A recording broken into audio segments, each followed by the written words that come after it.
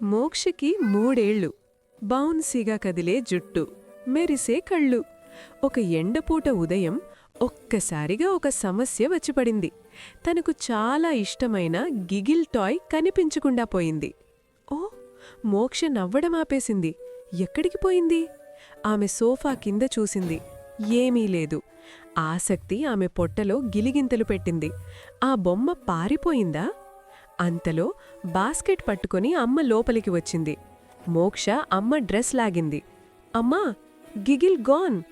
అమ్మ కనుబొమ్మలు పైకెత్తింది. ఇదేంటి విచిత్రంగా ఉంది? ఏమై ఉంటుంది? అకస్మాత్తుగా టప్ టప్ వంటగది నుంచి ఒక శబ్దం. మోక్ష కళ్ళు పెద్దవయ్యాయి.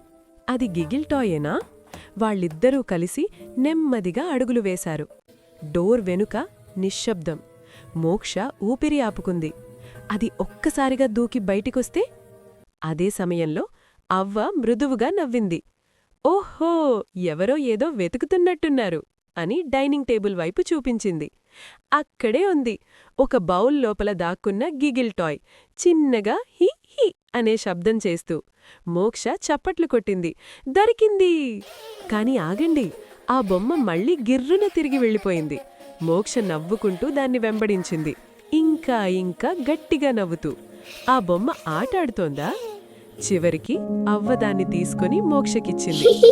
కొన్నిసార్లు మృదువుగా చెప్పింది, మనల్ని అన్వేషించమని చెప్పడానికి వస్తువులు దాక్కుంటాయి. మోక్ష తన బొమ్మను గట్టిగా హత్తుకుంది. పెద్దగా నవ్వింది.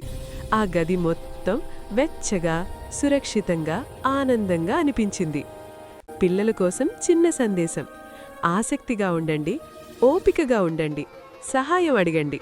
చిన్న సమస్య కూడా ఒక సంతోషమైన సాహసంగా మారుతుంది.